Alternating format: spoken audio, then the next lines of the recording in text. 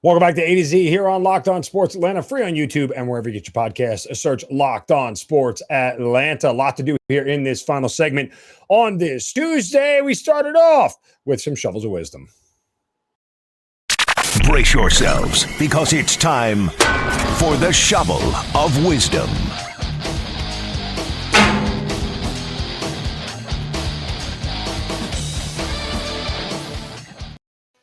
You know how we do it every day. We love to whack somebody's shirt upside the head for saying or doing something stupid.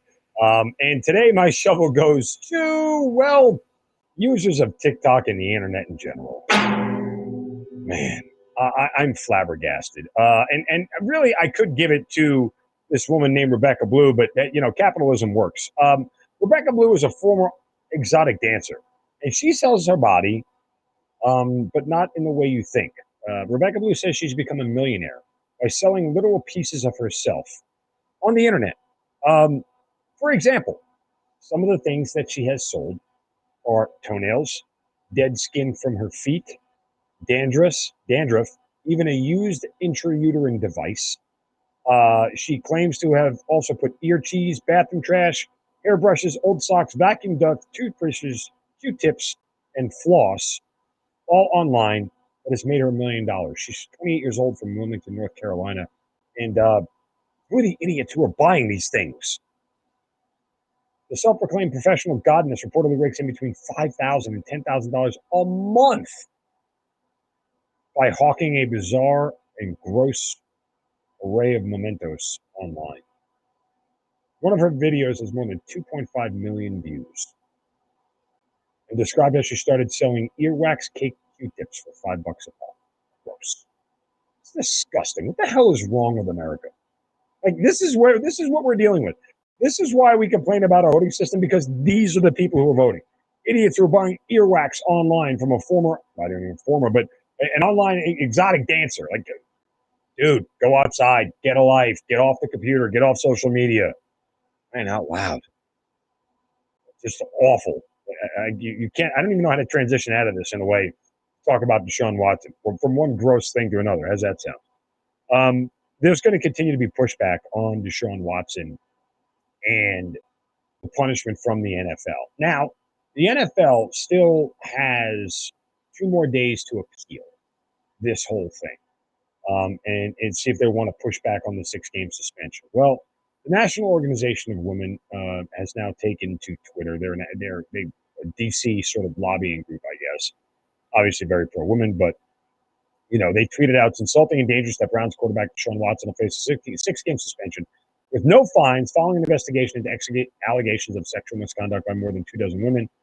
Following is a statement from our national NOW president, Chris Nunes, says Deshaun Watson must not be allowed to profit from his horrific behavior, and the NFL must change its business model that allows and enables and hides sexual misconduct into one that respects women and holds abusers accountable. Shame on the Cleveland Browns for rewarding Deshaun Watson.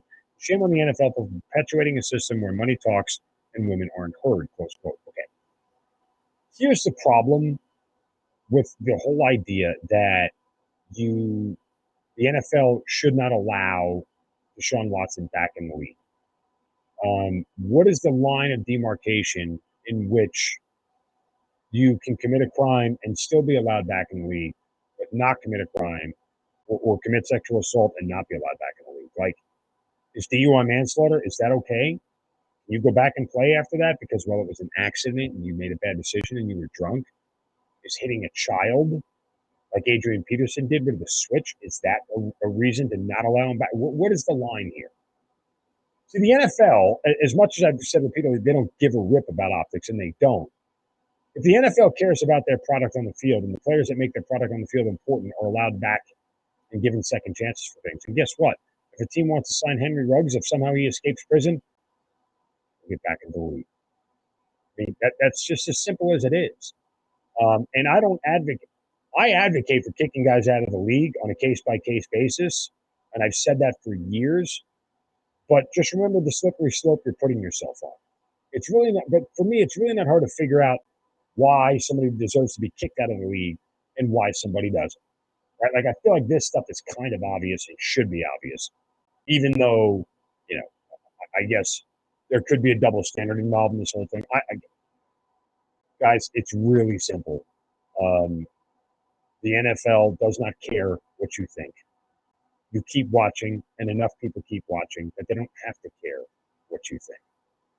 But I am curious to see if the league is going to appeal the suspension one way or another. All right, first a word from our friends at Coffee AM before we get to Live Golf. But coffee never tastes so good. Why? Because Coffee AM is an Atlanta-based small batch coffee roaster that makes some of the best coffee all over the world. And when I say all over the world, I mean literally all over the world. I had one from Kenya, Sumatra. I talked about the rainforest one. There's another one from like some Asian Pacific island that I can't remember that I wanted to try. Anyway, it's in my box. I got the box in the mail. And, you open it and it just smells amazing coffee. Why? Because it's so fresh. Most of their coffees are roasted and shipped on the same day or close to it. And they only roast current crop specialty grade coffee from all over the world. Organic trade, fair trade, direct trade, expertly crafted blends, espressos, flavored coffees, gourmet teas, and a whole lot more. So go to Coffee AM /locked on. Sorry, coffeeam.com /locked on today.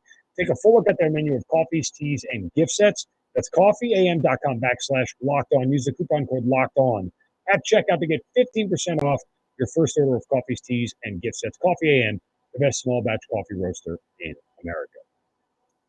Live Golf here, and we'll finish up with this. Apparently, Live Golf CEO Greg Norman has come out and told the world, well, they offered Tiger Woods over $700 million to join Live Golf. And Tiger declined the offer, obviously. But man, am I wrong for loving that? Am I wrong for being the one person who loves that? Good. I'm so irritated with the PGA and the way that they've handled this at this point in time.